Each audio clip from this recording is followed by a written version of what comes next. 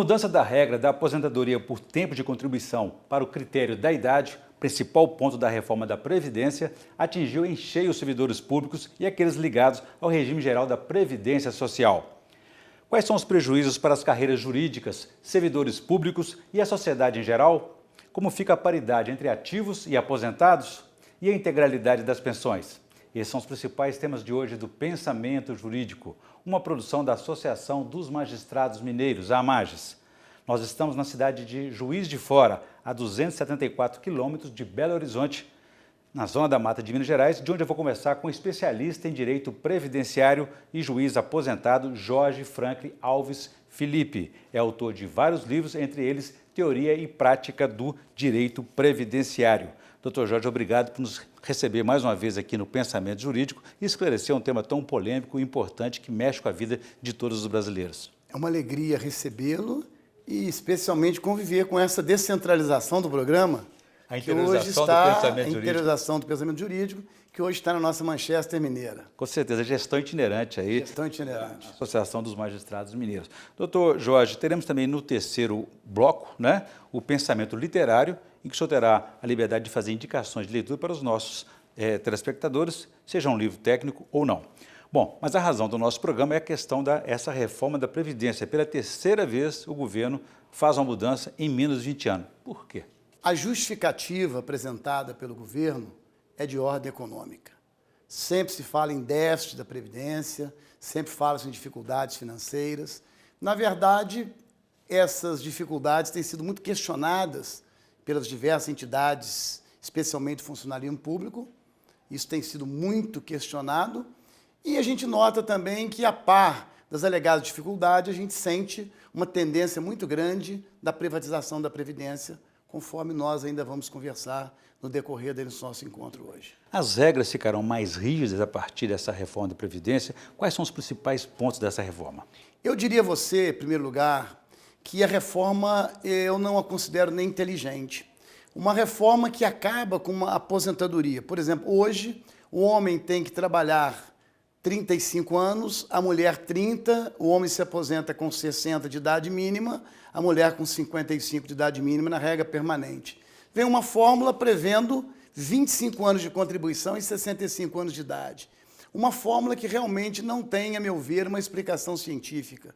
É um desestímulo a que as pessoas contribuam para o sistema.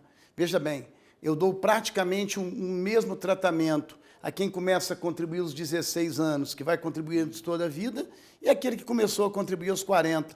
Todos dois vão se aposentar com 25 anos de contribuição. É bem verdade que aquele que começou a pagar mais cedo vai ter um percentual maior na aposentadoria. Mas, de qualquer maneira, a aposentadoria vai ser concedida aos dois. Eu vejo isso como um desestímulo a que as pessoas efetivamente contribuam para a Previdência. E há uma contradição aí, porque embora a expectativa de vida do brasileiro esteja mais ampla, aumentou mais essa idade aí, mas, por outro lado, o mercado de trabalho não absorve pessoas com mais de 60 anos de idade. Realmente hoje está ficando muito complexo, né? Inclusive, eles acabaram com a antiga aposentadoria por idade, não é? Nós temos aí no regime geral milhares de pessoas que estão aí com 10 anos, 12 anos de contribuição, esperando fazer os 65 anos e agora vão ficar sem regra nenhuma de aposentadoria.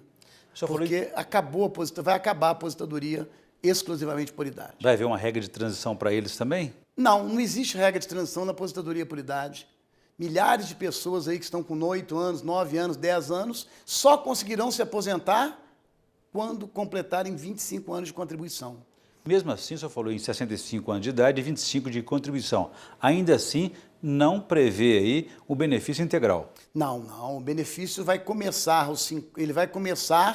aos 25 anos de contribuição, o benefício é 51%, acrescido de 1% para cada ano de contribuição, sob a média das remunerações a partir de julho de 94. Então, 51% é o início, como a pessoa tem que ter no mínimo 25 anos de contribuição, ela vai chegar a 25 mais 51, vai começar com 76. De tal forma que ela pode atingir os 100%. Para você ter uma ideia, hoje, um servidor do público, hoje, ele atinge, aos 60 anos de idade, ele atinge o percentual de 100% da média. A partir de agora, ele só vai conseguir fazer isso aos 65, se contribuir durante 49 anos. Quer dizer, 100% do benefício, 49 anos de contribuição, ele deveria ter começado a trabalhar com 15 anos de idade. Sim, com 16. 16 anos de idade. Agora, mudou também, ou vai mudar por essa reforma, o cálculo do benefício? 51%, como o senhor disse aí. Nessa nova, veja bem, como é que se calcula o benefício hoje? Hoje nós temos 3 regras. Temos a integralidade, que é a última remuneração, que se aplica em algumas situações. Eu tenho uma média das 80% maiores remunerações, que é a regra permanente da Constituição. É a regra que já pega os novos servidores públicos, os que entraram recentemente no serviço público. E se a reforma for aprovada, nós vamos calcular com base na mesma média. Só que, ao invés de eu ter o percentual de 100%, eu vou começar com o percentual de 51% acrescido de 1 ano para cada grupo de 12 contribuições. E, além disso, a Constituição não fala, a emenda não fala que serão adotadas 80% maiores. Ela fala a média das remunerações. Quer dizer, ainda teria essa questão. 80% maiores é muito melhor do que a média das remunerações, porque despreza as 20% de contribuições menores. E essa forma do 85, 95 de hoje, isso vai acabar? Vai acabar. E que só existe para o regime geral de previdência. A nova reforma, ela uniformiza não as regras da aposentadoria do regime próprio do regime geral serão basicamente as mesmas. Ou seja, tanto no regime próprio quanto no regime geral, 25 anos de contribuição e 65 anos de idade. Com isso, desaparece a aposentadoria por idade no serviço público, desaparece no regime geral, desaparece o fator previdenciário, não é isso? E vai passar a vigorar essa nova modalidade, que é um misto de aposentadoria por idade com aposentadoria por tempo de contribuição. Aí haverá uma transição, mas eu gostaria que o senhor explicasse para a gente no próximo bloco, a gente volta em instantes, e falando também sobre a questão da paridade entre aposentados, né, e ativos, e a questão das pensões, a integralidade das pensões. A gente volta em instantes.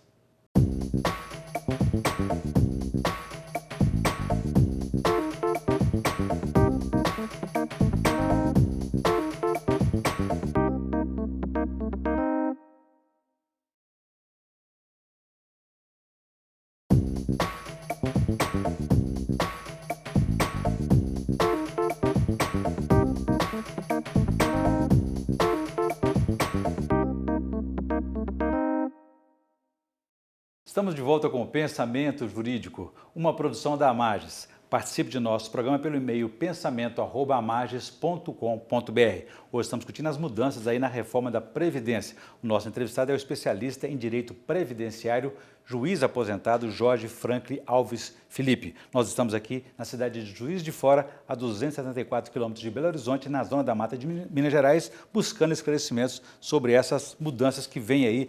Doutor Jorge, deixei para o senhor uma questão no bloco anterior a respeito da transição. Como se faz para aquelas pessoas que estão na meia-idade aí, já cumpriram o tempo de contribuição no atual sistema, mas vão migrar para outro sistema, embora tenham pactuado num sistema diferente? A regra permanente, como eu comentei no bloco anterior, é 25 anos de contribuição e 65 anos de idade para o homem e para a mulher. Para o homem, para a mulher, para o professor, para a professora, para o rural, enfim, não existe mais diferenciação de tempo na regra permanente, não é isso? E só existe uma modalidade que mistura o tempo de contribuição com a idade. Agora surge o problema daqueles que já são servidores. Ao regular a situação dos que já são servidores, eu entendo que a emenda constitucional foi profundamente infeliz. Ela condicionou a vigência da regra de transição à idade mínima de 45 anos para a mulher e de 50 para o homem, por ocasião da edição da emenda. O que quer dizer isso? Que um servidor público que tem 10 anos de serviço público, 15 anos de serviço público, mas que na data da emenda, se o homem não tiver 50 anos e se mulher não tiver 45 anos, vai cair na regra permanente da Constituição, que é 25/65. Diferentemente, se uma pessoa ingressar no serviço público com 50 anos de idade, 3 meses antes da reforma, vai ser atingido pela regra de transição. Então, realmente, essa questão de exigir uma idade mínima de 50 anos para o homem e de 45 anos para a mulher, para se beneficiar da regra de transição é realmente uma incoerência. Um grande Isso prejuízo aí para tem essas que ser carreiras. alterado no Congresso, realmente não tem sentido se manter essa regra, é um desestímulo para tantos servidores que estão aí já no meio da sua trajetória para a aposentadoria e terão que seguir até os 65 anos. E esse tratamento igualitário aí que querem dar para homens e mulheres desconhece as dificuldades que uma mulher tem no mercado de trabalho, né? O legislador resolveu desconhecer exatamente as dificuldades da mulher, essa dupla jornada da mulher, as dificuldades do trabalhador rural. Realmente o legislador, ele acabou inclusive com a aposentadoria especial nas atividades de risco, não é isso? O projeto de reforma pretende acabar. E, na verdade, vão ter tratamento diferenciado apenas as atividades insalubres e os deficientes. Situações plenamente justas. Alguma categoria ficou mais afetada do que outra ou até aliviada, poupada? Com essa reforma da Previdência, nivelou-se o servidor público da iniciativa privada, ficou todo mundo no mesmo barco, não é isso? Inclusive, hoje, a gente sente uma tendência muito forte de quase que submeter o servidor público ao regime geral de Previdência, porque a própria emenda prevê que se o município ou o Estado não tiverem condições de instituir o seu regime próprio, eles se vincularão ao INSS, o que hoje já ocorre, mas agora é texto constitucional. Então, existe uma tendência que a gente vê no sentido de uniformizar a entidade previdenciária. A gente nota que há uma tendência. Ou seja, embora estejam sendo mantidos os dois regimes, na verdade, os benefícios estão se nivelando, é como se tivesse um regime previdenciário único. Nós estamos caminhando para isso. A grande vantagem que o servidor público ainda tem é o benefício da Previdência Complementar, que é o que diferencia ele da atividade privada. Mas nivelou para baixo, agora todo mundo, né? Agora, o doutor Jorge, e a questão da paridade, é uma preocupação muito grande das associações, a paridade entre ativos e aposentados, isso vai mudar? A paridade entre ativos e inativos, ela só existirá pelo texto do projeto de emenda se o homem tiver mais de 50 anos e a mulher mais de 45 na data da emenda, e se simultaneamente é esse requisito, eles houverem ingressado no serviço público antes da emenda constitucional 41. E vai haver um percentual dessa transição? 50%, 30%? Não, aí é o seguinte, veja bem, suponhamos que haja um servidor público de 55 anos de idade que entrou no serviço público antes da emenda 41. Esse servidor, ele não está sujeito às novas regras e tem integralidade. Suponhamos outro servidor público que tem mais de 50 anos de idade, no caso um homem, mas entrou no serviço público depois da emenda 41. Ele terá uma regra de transição, que não será da integralidade, será da média das 80% maiores remunerações. Então, essa regra anterior, ela vai persistir para aqueles servidores que entraram no serviço público depois da emenda 41. Então, a paridade pressupõe duas coisas. Primeiro, o servidor tem que haver ingressado antes da emenda 41. Segundo, ele tem que ter, por ocasião da reforma, mais de 50 anos se homem ou mais de 45 se mulher. Para mulheres. A questão das pensões, a integralidade delas será mantida? Orion, hoje nós já não temos integralidade nas pensões. As pensões de servidores públicos hoje, quando eu digo não temos, no serviço público, não é? As pensões hoje, elas são calculadas até o teto do INSS em 100%, aproximadamente R$ 5.500, e sobre a diferença nós aplicamos um percentual de 70%, que significa um redutor de 30%. Pelo projeto apresentado ao Congresso, nós vamos pegar a renda do servidor, ou aposentado, ou da ativa, vamos aplicar um percentual de 60% se ele tiver apenas a viúva, é 50% acrescido de 10% para cada dependente. Se ele tiver a viúva, nós vamos pegar, por exemplo, provendo a aposentadoria dele, jogamos 60% em cima. A metade dele mais 10% dela. 50 mais 10, 60 se for só a viúva. Em cima dos 60%, eu ainda vou aplicar o redutor depois dos 30%. Porque eu calculei os 60%, calculo integral até o teto do INSS, e a diferença do teto e esse valor que eu apurei, eu aplico 70%. Então ele vai perder, primeiro, se deixar apenas a viúva, perde 40% no primeiro cálculo, e segundo, perde mais 30% no redutor sobre a diferença existente. E, além disso, se ele for servidor da ativa, eu vou ter que calcular a aposentadoria por invalidez dele antes, que poderá também não ser integral. Então eu vou ter uma aposentadoria por invalidez que não é integral, Em cima dele eu aplico um percentual de 50% mais 10% em razão de cada dependente. Depois eu tenho o valor da pensão, calculo integral até o teto do INSS, que é 5.500 e pouco, e sobre a diferença eu aplico um redutor de 30%. Já acumulando com a aposentadoria também. Já significando que esta pensão vai ser tranquilamente reduzida a metade do seu valor, daí para menos. E fica proibida com a reforma a acumulação de aposentadoria com pensão e de mais de uma pensão deixada para o cônjuge ou companheiro. Eu penso como ficam as situações dessas pessoas já idosas que trabalharam a vida inteira pensando nesse modelo, deixaram de investir, deixaram de ver seguro de vida, deixaram de ver previdência complementar, na expectativa de que esse modelo pudesse ampará-los. Afeta o direito já conquistado, inclusive, né? Doutor Jorge, eu vou fazer um novo intervalo. Eu gostaria também que no próximo bloco o senhor falasse para a gente como que fica a situação do abono permanência, se será mantido ou se muda para pior. A gente volta em instantes.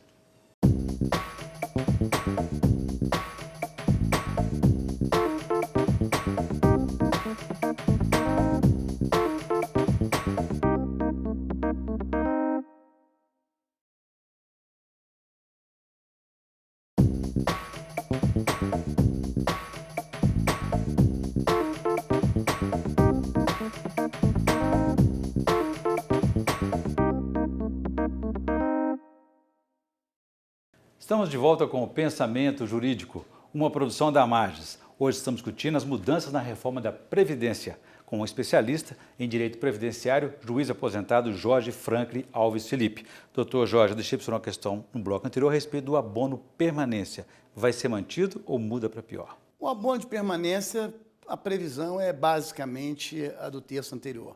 Existem algumas alterações, mas não me parece questão das mais relevantes.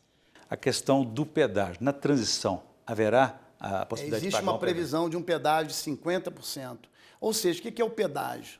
Pedágio é um tempo que o servidor vai ter que trabalhar mais sobre o tempo que faltava para ele se aposentar de acordo com a regra anterior.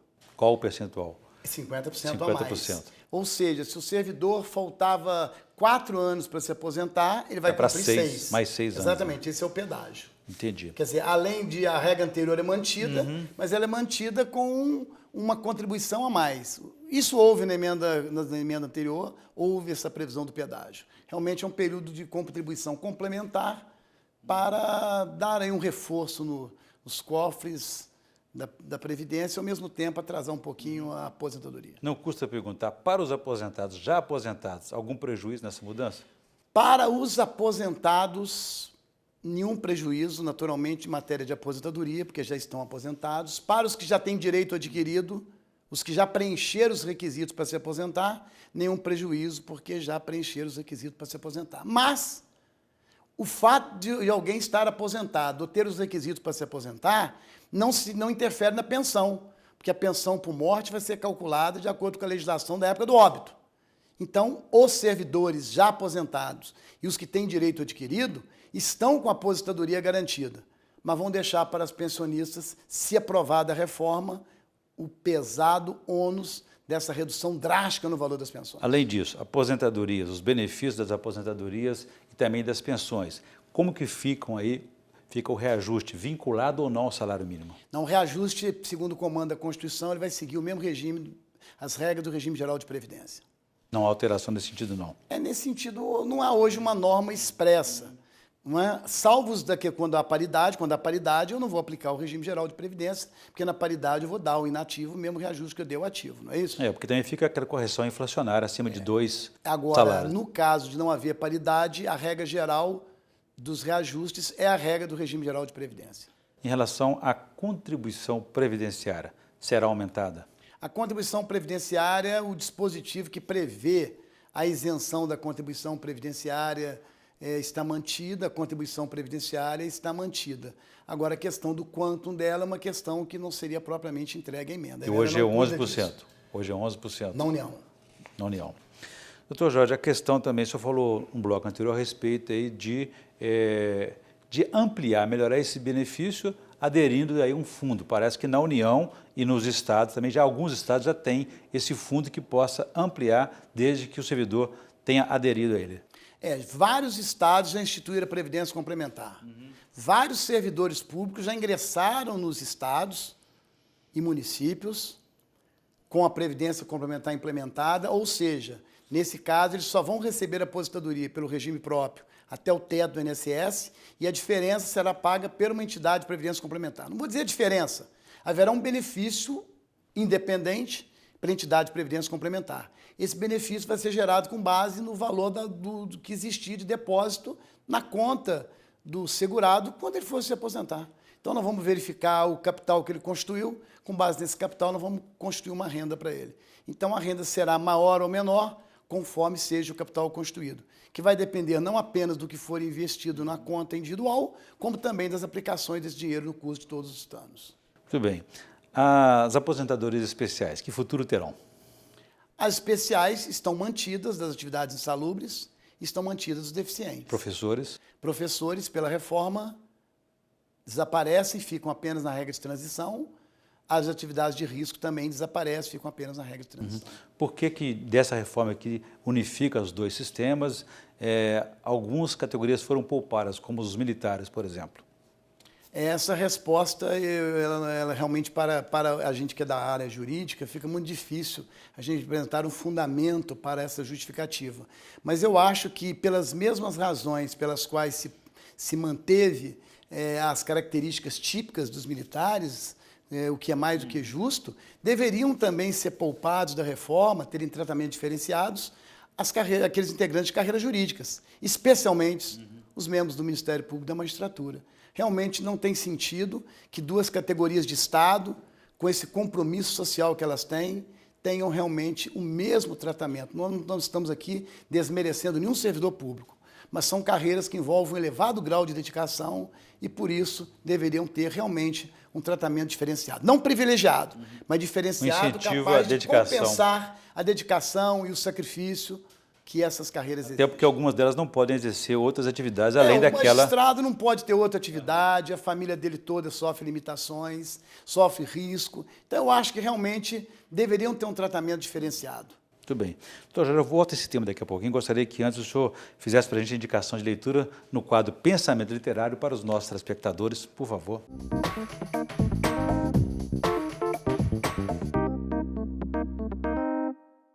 Indicação de livro. Eu gosto muito de Provocação Filosófica. Não se desespere ou Não Nascemos Prontos, de Mário Sérgio Cortella. São obras realmente de um autor que procura realmente aprofundar no ser humano, no conhecimento do ser humano. Uma indicação de referência. Uma obra do Mário Sérgio Cortella. Boa indicação.